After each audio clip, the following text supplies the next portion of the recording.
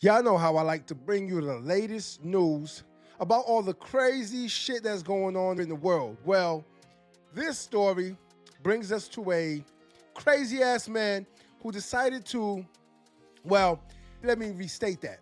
A knife wielding crazy ass man who decided to take a life in the streets. He didn't care where he was at.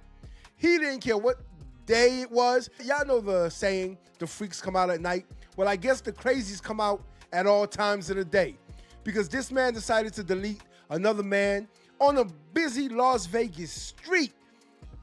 And when you watch this video, I must say I'm a little confused as to why the man who was attacked did not actually run away. I'll let you watch the video and come back with my commentary. But before we continue, I need y'all to do 3 things for me. Hit that subscribe button, hit that like button, and share this video so someone else can do the very same thing. Let's see exactly what this knife-wielding lunatic, crazy-ass man, and not to mention the people who are actually recording this. If you're in Las Vegas, you probably don't have any firearms. I'm not sure what the law is about firearms there, but certain states don't allow you to protect yourself at all. You are not able to have firearms. But the crazies are allowed to have firearms. So in order to protect yourself, you need to call 911. And by the time they get there, guess what?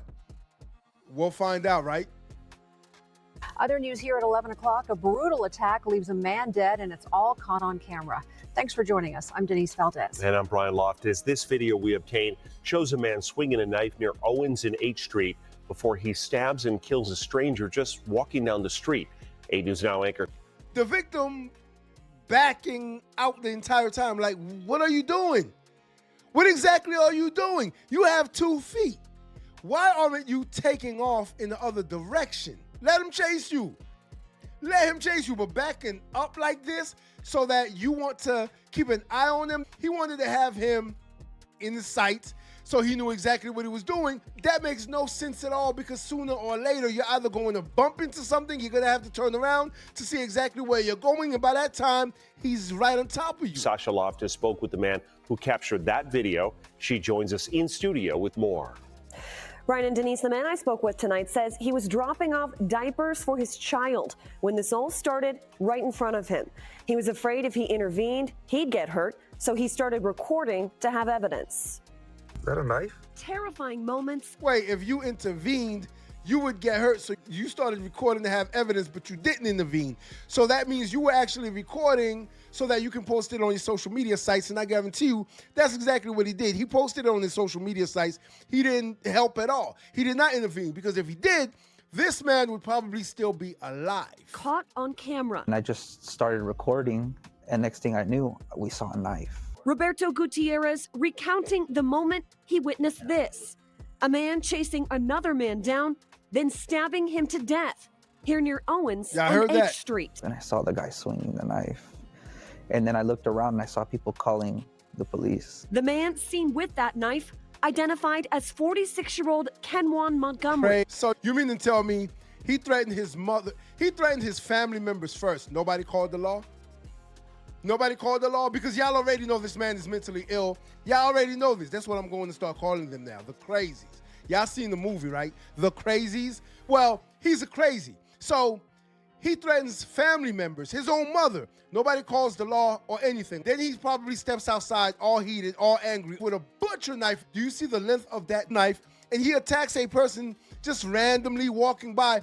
Nobody thought to call the law while this was happening, except for people recording. And then he says that he saw people grab their phones and start calling the law, but nobody helped. If I see a situation going down like this, again, I exercise my 2-way rights. Trust and believe. So you best believe I would have to intervene and do something about it. On that guy, other people were hitting him and he was ignoring them. As this unfolded, Gutierrez and his family were in shock, and he wanted to intervene, but feared for his own safety. My first instinct is to help. I wanted to help, you know, but I also didn't want to get myself, you know, in danger too. And then I see everyone calling the police behind me. He adds that others tried to stop it, but for a while, nothing would work. There was a point when there was like 5 or 6 cars like surrounding them and honking at them. They were like, And I get it. A lot of people were probably terrified. This man, do you see the length of that knife? A lot of people were terrified. They were scared, especially those that were standing by. Do you see how far he's standing by and recording? Especially those who were standing by, standing behind, all the way in the back, playing the background with their camera phones. All the people here sitting, and you can't tell me that this is being recorded for evidence purposes, because the cops are here already. The cops are here, but you're still recording, right? And you have people who sat in their cars and tried to surround him and started honking their horns. I guarantee you those people were recording as well, because we are worried about likes, clicks, and views and not another person's life. When another person's life is in jeopardy, we think about our own lives and then we think about likes, clicks, and views. So we'll record. We'll probably call the cops after, 5-6 minutes of recording. After something like this has happened, a brutal attack has happened and this man loses his life. But at the same time, you mean to tell me all these people that were here, they all could not have rushed him? They stood their distance. They were afraid and scared, and I get it. During an incident like this, your adrenaline is pumping, you're scared, you're worried about getting stabbed. He could have turned the knife on any of them. I'm very surprised that this man was not actually deleted himself, because you see the cop right here reaching for his gun. So I'm very surprised he did not take him out. Actually, several people are seen tackling Montgomery, and he drops the knife. a few people held him down finally at the end. Those cops were actually walking kind of nonchalantly, weren't they? If y'all go back and record, the cops were just walking nonchalantly like, oh, this happens every day. Oh, this man just lost his life. Okay, let's arrest the culprit. Okay, the victim, oh, let's get an ambulance here. This is how they were actually behaving. And these are officers. They were in no rush at all to save this man's life. So again, are you going to depend on the law to come and help you because they don't protect you? See, there's a difference. The law, they help you. They do not protect you. They solve crimes and murders after they happen, not during. So during an incident, during a crime, you can bet that the cops are not going to get there in time.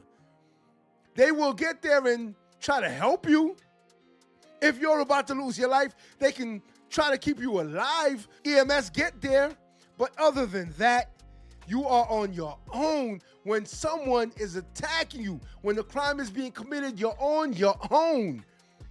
So again, are you going to exercise your two-way rights, or are you going to leave your life in the hands of the police officers that may get there too late? Oh, can't believe. You just don't know.